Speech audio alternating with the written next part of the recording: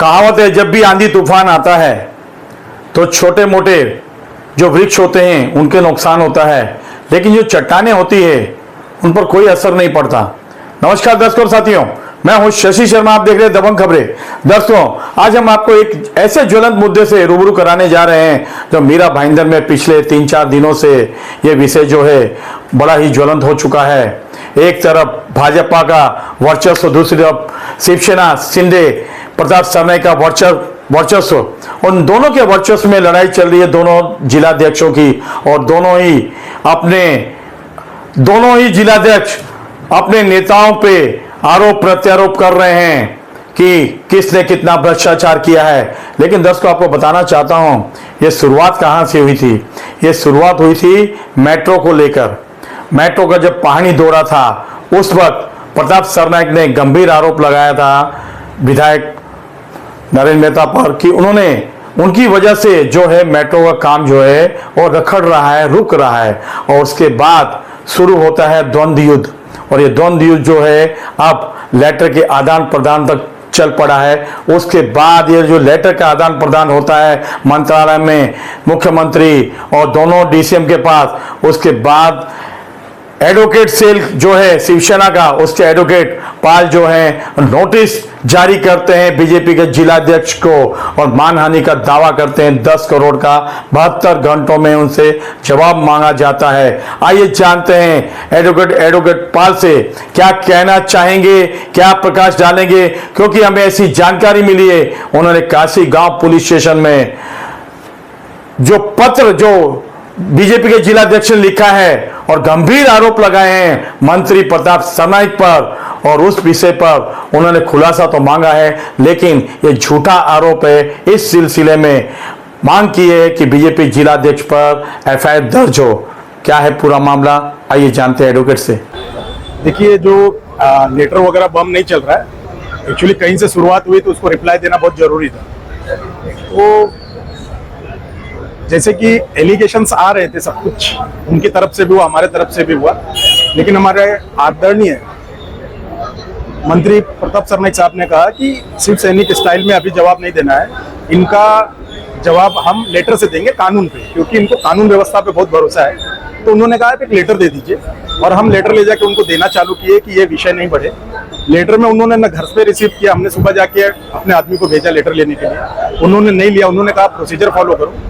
फिर हमने उनको आरपीडी किया, पोस्ट किया, और उसके बाद ईमेल किया, और उनको हमने 10 करोड़ का मानहानि का दावा किया है। हाँ, अगर वो अपोलाइज कर लेते हैं इस चीजों को कि नहीं भाई हमसे गलती हो गई, क्योंकि उनके पास कोई पुरावा नहीं था। और जहां तक मैंने न्यूज देखा, न्यूज में भी वो बोल रहे हैं कि हमारे पास कुछ नई चीजें हैं, हम देंगे। बिना कुछ चीजें होते हुए वो कैसे पब्लिक प्लेस में या कैसे कोई चीजें वायरल कर सकते हैं। उनका अगर कुछ इश्यूज थे, पार्टी वाइज का अगर कुछ इश्यूज थे, तो उन्होंने अपने मंत्री अपर अथॉरिटी को लेटर दिया था, बट उसको वायरल करना एज ए जिलाधिकारी, जो जिलाध्यक्ष है उनकी कस्टडी के पेपर वायरल करना वो गुनाह है। उसके हिसाब से हमने इंटीमेशन दिया है और हमने पुलिस कंप्लेन भी उनके खिलाफ किया है। और उनके पास एक ही रास्ता बचता है कि जैसे 72 घंटे का इंटीमेशन है, वो अपोलाइज करे रिटर्न में, तो जाके ये चीजें यहाँ पे रुकेगी। पुलिस को पत्र देके क्या मांग की है? पुलिस को पत्र देके हमने 352(1) और 352(1)B में एफआईआर दाखिल करने के लिए कहा है, क्योंकि उसके अंदर किसी भी स्टेट के खिलाफ, अभी हमारे आदरणीय मंत्री साहब महाराष्ट्र की प्रतिष्ठा है, उनके खिलाफ कुछ भी वायरल करना, कुछ भी बोलना बिना एविडेंस के कोई गुनाह है। और ऐसी कुछ चीजें स्टेटमेंट देना या आप उसको रिटर्न में वायरल करना, कहीं पे भी कोई चीजें बिना तथ्य के, तो इससे जो होता है मीरा भाईंदर की कम्युनिटी में बहुत ज्यादा नुकसान हो सकता है। लोगों में कह सकते हैं वातावरण खराब हो सकता है। तो इसके खिलाफ ये गलत है।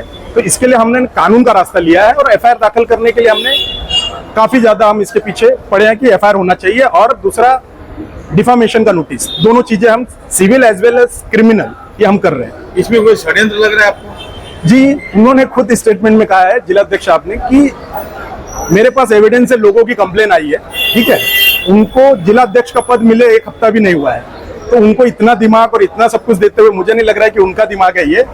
तो वो जो अपने वरिष्ठ के हिसाब से वो जो चीजें कर रहे हैं, वो किसी के कहने पे कर रहे हैं, उनको कोई इस चीजों का आइडिया नहीं है, उनके पास कोई एविडेंस नहीं है, कोई कुछ नहीं है। तो मेरा ये कहना है कि अपोलाइज करें और चीजों को यहाँ पे खत्म करें। दोस्तों अभी भी आपने एडवोकेट पाल को सुना, उन्होंने क्या कहा, लेकिन इस पूरे विषय में दूसरा पक्ष भी जानना बहुत ही जरूरी है, क्योंकि एडवोकेट पाल ने जिस तरीके से बताया है कि उनके जो मंत्री हैं प्रताप सरनाइक परिवहन मंत्री, उन्होंने मुख्यमंत्री से दोनों ही जिलाध्यक्ष ने जो शिकायतें दी है उस पर निष्पक्ष मांग की है और कहा है कि इस पर एक कमेटी गठित की जाए और इसकी निष्पक्ष जांच हो। अब इस पूरे विषय पर नरेंद्र मेहता का पक्ष लेना बहुत जरूरी हो गया है। आइए जानते हैं उनसे क्या कहना चाहेंगे और क्या संदेश देंगे जनता को। बघा, त्यांना मी त्याचं स्वागतच करतो। त्यांनी जे पत्र दिलं एक बार ते चौकशी झालीच पाहिजे। बघा, मी तर ऑलरेडी आता अँटी करप्शन चौकशीमधनं बाहेर झालो, इतर सगळ्या चौकशी केल्या ना त्यांनी, त्यांचं ज्यावेळी सत्ता होती राष्ट्रवादी उद्धव त्यांनी, तुम्ही सगळ्या चौकशी अजून किती चौकशी कराय तरी करायचं स्वागत आहे। पण मला हेच सांगायचं त्यांची चौकशीची आवश्यकता काय, मीच कागदपत्र देतो, पण तरी त्यांना वाटत असेल तर आम्ही त्याचं स्वागत करतो। चौकशी केली पाहिजे।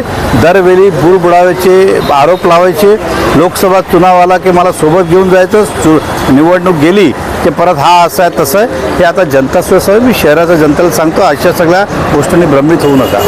सर, या आरोप प्रत्यारोपच्या लढाईमध्ये कुठेतरी वाटतं की भविष्यात स्थानिक स्वराज्य निवडणुका ज्या येणार आहेत ती भाजप स्वबळावरती लढेल? नाही, बघा, भाजप मीरा भाईंदरमध्ये स्वबलावरच लढत असते, परंतु याबाबत जो पक्ष निर्णय घेईल त्यासोबत मी आहे।